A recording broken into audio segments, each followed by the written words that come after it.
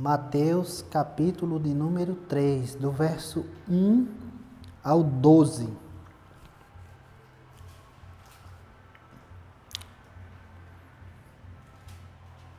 Mateus 3, do 1 ao 12.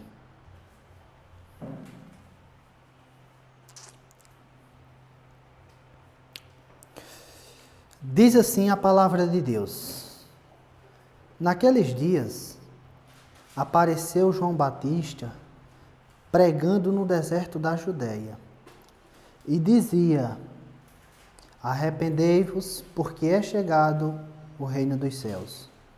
Porque este é o anunciado pelo profeta Isaías, que diz: Voz do que clama no deserto, preparai o caminho do Senhor, endireitai as suas veredas. Este João tinha seu vestido de pelos de camelo e um cinto de couro em torno de seus lombos, e alimentava-se de gafanhotos e mel silvestre. Então ia ter com ele Jerusalém e toda a Judéia, e toda a província adjacente ao Jordão, e eram por ele batizados no rio Jordão, confessando seus pecados. E vendo ele muitos dos fariseus e dos saduceus que vinham ao seu batismo, dizia-lhes: Raça de víboras, quem vos ensinou? Em algumas traduções, quem vos induziu a fugir da ira vindoura? Produzi, pois, frutos dignos de arrependimento, e não presumais de vós mesmo, dizendo: Temos por pai a Abraão, porque eu vos digo que mesmo destas pedras Deus pode suscitar filhos a Abraão. E também agora está posto o machado à raiz das árvores. Toda árvore, pois, que não produz bom fruto, é cortada e lançada no fogo. E eu, em verdade, vos batizo com água para o arrependimento, mas aquele que vem após mim é mais poderoso do que eu, cujas sandálias, ou em algumas traduções alparcas, não sou digno de levar. Ele vos batizará com o Espírito Santo e com fogo. Em sua mão tem a pá, e limpará sua eira, e recolherá no celeiro o seu trigo, e queimará a palha com fogo que nunca se apagará. Antes de entrarmos no texto, eu queria fazer uma retrospectiva de Gênesis até próximo João Batista. E aqui nesse início do trabalho, na verdade, nós estamos no início do que podemos dizer que é uma plantação de uma igreja.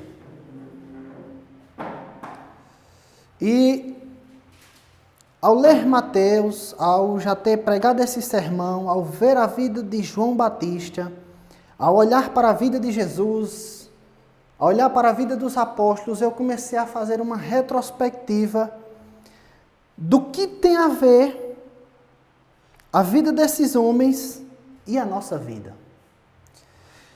Eu quero dizer a todos que estão aqui que aquele que se candidata a pregar o Evangelho de Jesus Cristo, aquele que se candidata a anunciar as boas novas de salvação, aquele que se candidata a falar do que Deus quer para o mundo, jamais terá uma vida fácil. Quando eu comecei a imaginar João Batista, esse texto, eu comecei a imaginar os grandes homens de Deus na Bíblia que pregaram o Evangelho. E o primeiro homem que eu quero destacar aqui, antes de entrarmos no texto, é a vida de Noé. Noé foi um homem que trabalhou duro em duas áreas. A primeira foi na construção da arca, e a segunda foi na pregação do Evangelho. Noé foi um homem que passou 120 anos construindo uma arca e passou 120 anos anunciando o dilúvio. E pessoas que escutavam dia após dia essa mensagem, ridicularizavam, rejeitavam, até que veio o dilúvio. Um segundo homem que eu pude perceber também, que sofreu muito por carregar o evangelho, foi Moisés. Moisés começou a liderar Israel e anunciar o que Deus faria ali no Egito com o seu povo aos 80 anos. Deus passou 80 anos trabalhando na vida de Moisés para que ele pudesse ser boca de Deus ali e um líder militar para tirar Israel do Egito. E Moisés tinha uma tarefa duríssima, que era confrontar Faraó, o seu exército, os egípcios rebeldes e o povo de Israel que não ficava para trás. No fim das contas, Moisés sofreu durante um tempo no Egito e também sofreu na caminhada no deserto, porque aquele povo ao qual era de Deus também era rebelde. Então esse segundo homem também sofreu muito por carregar o evangelho de Jesus Cristo. Tem um terceiro homem que também sofreu muito por carregar a mensagem de Deus. E esse homem foi Elias. Elias teve que bater de frente com o rei Acabe e com uma mulher terrível chamada Jezabel.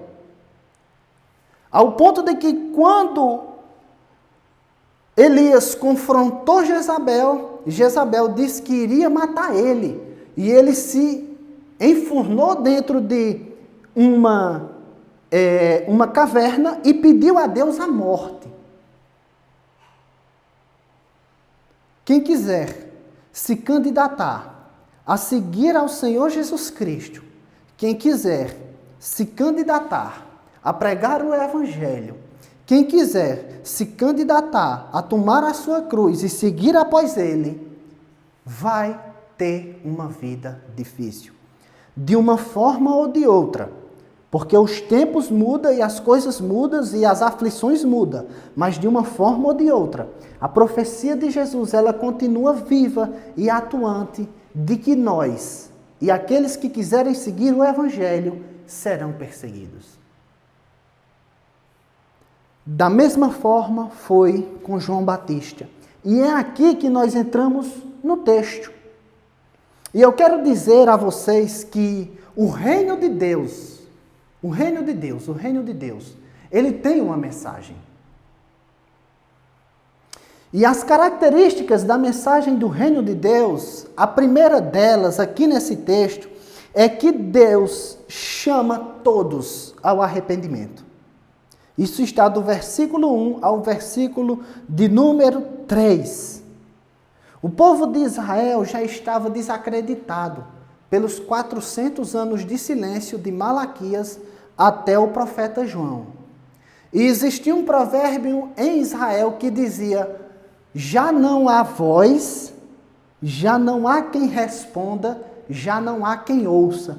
Isso eles diziam a respeito de que não havia mais nenhum profeta. Deus não estava usando mais nenhum profeta. Depois de 400 anos de silêncio, Deus levantou João Batista no deserto da Judéia para anunciar que o reino de Deus estava próximo. E o reino de Deus aqui significava Jesus Cristo e o seu ministério. Os judeus tinham uma esperança de que quando o Messias chegasse, ele seria um Messias militar e tiraria o jugo de Roma sobre Israel. Eles olhavam para 2 Samuel 7, 8 ao 16 e Salmos 89, do 19 ao 37 e pensavam que o Messias, a princípio, seria um rei militar. Mas Deus levanta o arauto João Batista. E um arauto, irmãos, ele tinha duas funções básicas. Um arauto, ele quando o rei chamava uma nação, o rei chamava o arauto, aquele que proclamaria o decreto do rei. O arauto tinha essa primeira função, de proclamar um decreto de um determinado rei. A segunda função que um arauto tinha era de que, quando o rei fosse para um determinado lugar, ele fosse planeando o caminho que o rei iria passar. Se os caminhos fossem altos, ele baixaria. Se o caminho fosse esburacado, ele taparia, ou seja, ele pavimentava o lugar que o rei iria passar. Então, João Batista, como arauto de Jesus Cristo, ele começa a convidar as pessoas ao arrependimento verdadeiro. E era dessa forma, e foi dessa forma, que João Batista pavimentou o caminho para que Jesus Cristo chegasse ali e se encontrasse com o seu povo. João Batista, pregando o arrependimento, estava pavimentando o caminho para o Messias de Israel. Agora eu quero aqui enfatizar a palavra arrependimento. A primeira coisa que nós devemos entender é que o arrependimento só é possível se Deus atuar de forma poderosa no coração de um ser humano.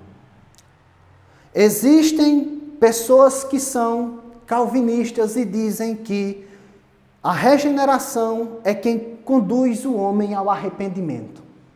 Existe uma linha teológica chamada arminianismo que diz que Deus age preventivamente, dando condições, trabalhando no coração do homem para que ele possa responder. Mas o fato é um só. Se é antes ou depois, não importa. O que importa é que Deus tem que atuar de forma poderosa no coração do homem para que ele possa se arrepender. A palavra arrependimento, ela quer dizer metanoia, mudança de mente. Agora, preste bem atenção. A palavra mente, ou a palavra coração, na mentalidade hebraica, ela significa a sala de controle onde todas as decisões são processadas e tomadas.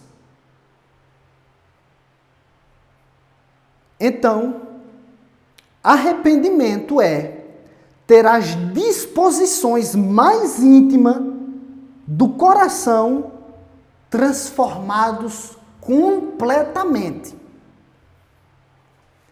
Arrependimento é o ser humano ter as disposições mais íntimas em seu ser essencial, na sala do trono, do controle do ser humano, elas ser mudadas. E tem mais uma coisa, não é uma pincelada, não é a metade do caminho, não é mais ou menos, é ele ser completamente transformado, ou seja, é uma volta completa, é de um extremo ao outro. O verdadeiro arrependimento é uma mudança completa e radical no centro do nosso ser. Arrependimento é uma mudança radical e completa no centro do nosso ser. É no íntimo, é nas disposições do coração.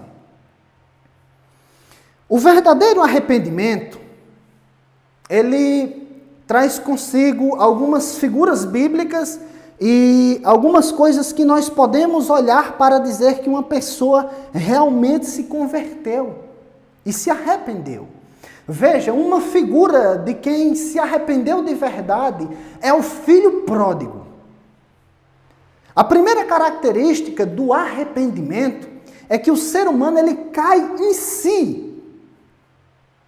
Ele olha para si mesmo e ele vê sua miséria completa, a sua incapacidade, a sua maldade, a sua miserabilidade. Segundo, o verdadeiro arrependimento ele traz tristeza profunda. Leia o Salmo 51 e veja quando Davi se arrependeu do que ele tinha feito. O verdadeiro arrependimento, ele traz uma tristeza consigo por causa dos seus pecados. Tristeza, angústia, agonia por causa dos seus pecados. Terceiro, o verdadeiro arrependimento, ele traz consigo confissão. O verdadeiro arrependido, ele chega diante do Pai e ele diz: Pai, pequei contra os céus e perante ti, mas me aceita, ainda que seja como um dos seus trabalhadores. O verdadeiro homem arrependido, ele chega diante de Deus e ele confessa. Ele vê, ele se entristece, ele cai em si e ele confessa: pequei contra ti. E ainda tem mais um elemento essencial dentro do arrependimento, é que ele faz a volta ao contrário. Se ele estava caminhando numa direção, ele vai mudar para outra direção.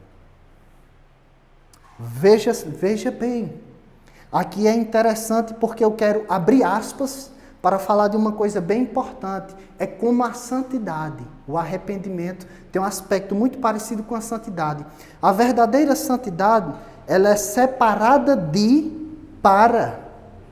separado do mundo para Deus. Então, se o ser humano ele só se separa do mundo e não caminha em direção a Deus, ele é apenas um fariseu, um legalista. Ele precisa ser separado do mundo para Deus. O verdadeiro arrependimento, ele abandona o pecado, ele abandona aquela vida, mas ele não fica só ali, ele vai para Deus. Ele vai para Deus. A primeira lição que aprendemos desse texto, irmãos, eu queria falar primeiramente para mim, um pregador cheio do Espírito Santo, tem como conteúdo principal da sua mensagem o arrependimento. Se você quer saber se um homem ele é cheio do Espírito Santo, ele conclama em suas mensagens as pessoas e a ele mesmo a se arrependerem dos seus pecados. Foi assim com Isaías, foi assim com Jeremias, foi assim com Ezequiel, foi assim com João Batista, foi assim com Jesus, foi assim com os apóstolos. Todo pregador cheio do Espírito Santo enfatiza a necessidade do arrependimento. Se um homem não tem como conteúdo principal as suas pregações o arrependimento, esse homem não tem o Espírito Santo. Eu não tenho nenhum medo sequer de dizer isso. Sabe por quê? Porque uma das principais características do Espírito Santo é convencer o homem do pecado, do juízo e da justiça e glorificar o nome de Jesus Cristo. Então, como é que a principal ou uma das principais funções do Espírito Santo é essa e o homem cheio dele não fala disso? Está errado. Está errado. Um homem cheio do Espírito Santo fala e muito sobre arrependimento.